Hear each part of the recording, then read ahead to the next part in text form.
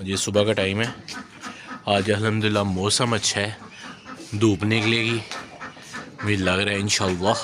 Weather बड़ा अच्छा सा वेदर है। हुसैन आ गया मेरे साथ ऊपर बच्चों को दाना डालने के लिए। सबको दाना हम नीचे से ले आए हैं।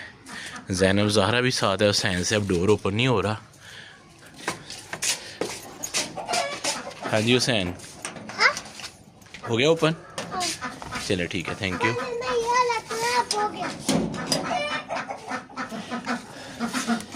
ज़ैनब बेटा ये पकड़ो।